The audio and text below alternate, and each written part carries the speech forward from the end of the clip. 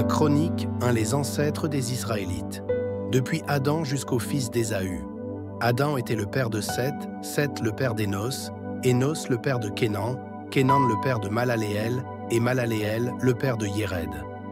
Yéred était le père de Hénoc, Hénoc le père de Mathusalem, Mathusalem le père de Lémec, et Lémec le père de Noé. Noé était le père de Sem, Cham et Japheth. Fils de Japheth, Gomer, Magog, Madaï, Yavan, Toubal, Méchec et Tiras. Fils de Gomer, Ashékenaz, Riphat et Togarma. Fils de Yavan, Elisha, Tarsis, Kittim et Rodanim. Fils de Cham, Cush, Mizraïm, Pout et Canaan.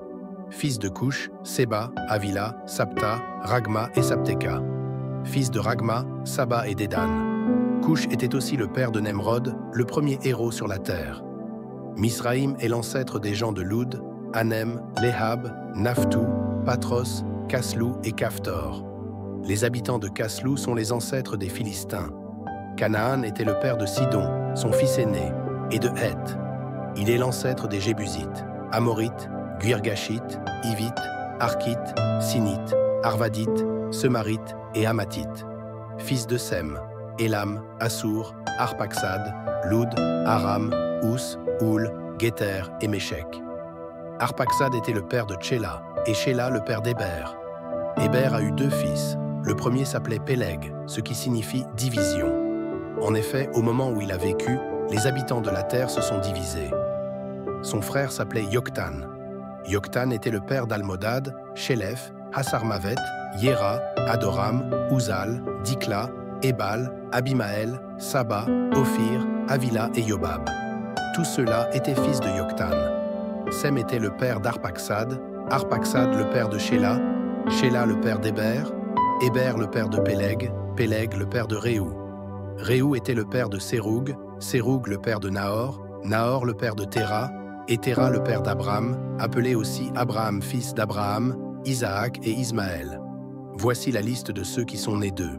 Ismaël était le père de Nébaïot, l'aîné, Kédar, Adbéel, Mibsam, Mishema, Douma, Massa, Hadad, Théma, Yétour, Naphish et Kedma.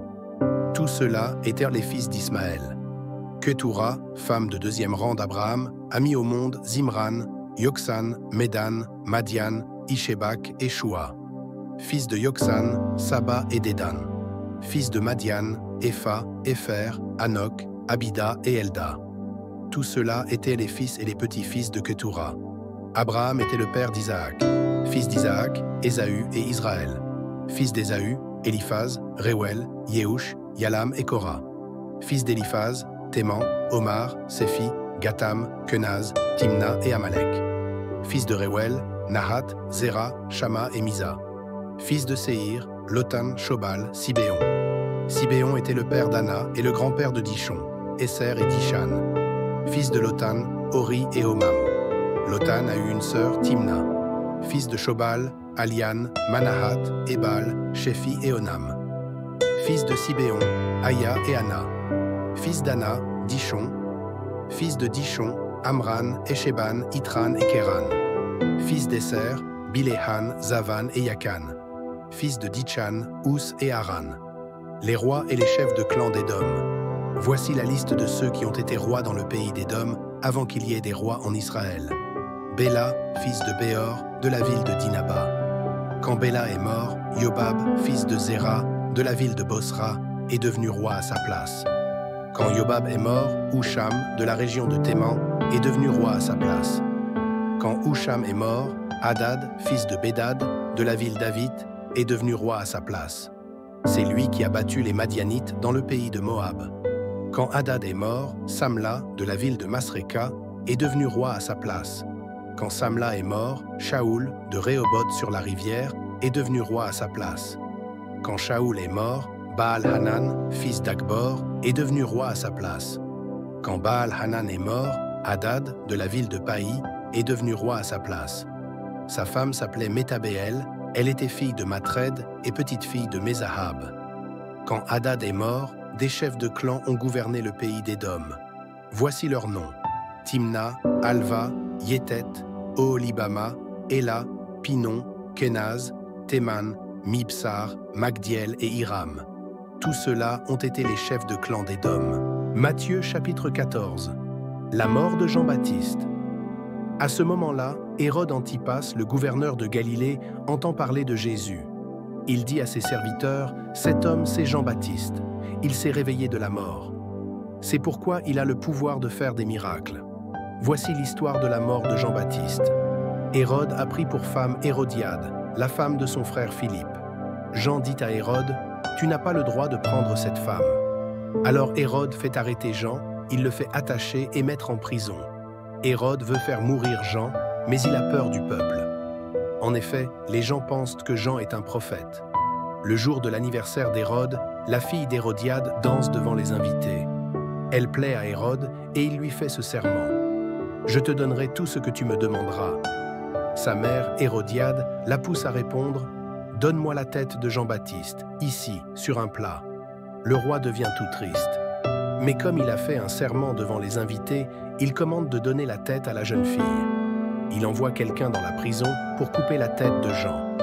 On apporte la tête sur un plat, on la donne à la jeune fille, et la jeune fille l'apporte à sa mère. Les disciples de Jean viennent prendre son corps et ils l'enterrent. Et ils vont annoncer à Jésus ce qui s'est passé. Jésus nourrit une grande foule. Quand Jésus apprend cela, il part, seul, dans une barque pour aller dans un endroit isolé, loin des gens. Mais les foules l'apprennent. Elles sortent des villes et elles suivent Jésus en marchant au bord de l'eau. Quand Jésus descend de la barque, il voit une grande foule. Son cœur est plein de pitié pour eux et il guérit leurs malades. Le soir arrive. Les disciples s'approchent de Jésus et ils disent « Il est déjà tard et cet endroit est isolé. Renvoie les gens dans les villages. Là, ils pourront acheter quelque chose à manger. » Jésus leur répond « Ils n'ont pas besoin d'y aller. Donnez-leur vous-mêmes à manger. » Ils lui disent « Nous avons ici seulement 5 pains et 2 poissons. » Jésus leur dit « Apportez-les-moi. » Ensuite, il commande aux foules de s'asseoir sur l'herbe. Jésus prend les 5 pains et les 2 poissons. Il lève les yeux vers le ciel et dit la prière de bénédiction. Il partage les pains et les donne aux disciples, puis les disciples les donnent aux foules. Tous mangent autant qu'ils veulent. On emporte les morceaux qui restent, cela remplit 12 paniers. Il y a environ 5000 hommes qui ont mangé, sans compter les femmes et les enfants. Jésus marche sur l'eau. Tout de suite après, Jésus oblige ses disciples à monter dans la barque. Il veut qu'ils passent avant lui de l'autre côté du lac. Pendant ce temps, il veut faire partir les foules. Jésus les renvoie donc, puis il monte dans la montagne pour prier. Quand la nuit arrive, Jésus est là, seul. La barque est déjà assez loin de la terre. Le vent souffle contre la barque et les vagues viennent la frapper. Vers la fin de la nuit, Jésus vient vers ses disciples en marchant sur l'eau. Quand les disciples le voient marcher sur l'eau, ils sont effrayés. Ils disent « C'est un fantôme » et ils se mettent à crier parce qu'ils ont peur. Mais Jésus leur parle tout de suite en disant « Rassurez-vous, c'est moi. N'ayez pas peur. » Alors Pierre lui dit « Seigneur, si c'est bien toi, donne-moi l'ordre de venir vers toi sur l'eau. » Jésus lui dit « Viens. » Pierre sort de la barque et il se met à marcher sur l'eau pour aller vers Jésus. Mais en voyant qu'il y a du vent, il a peur. Il commence à s'enfoncer dans l'eau. Alors il crie « Seigneur, sauve-moi !»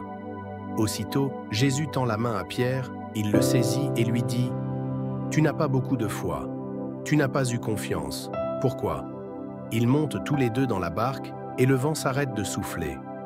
Alors les disciples qui sont dans la barque se mettent à genoux devant Jésus en lui disant « Vraiment, tu es fils de Dieu. » Jésus guérit les malades dans la région de Génézareth.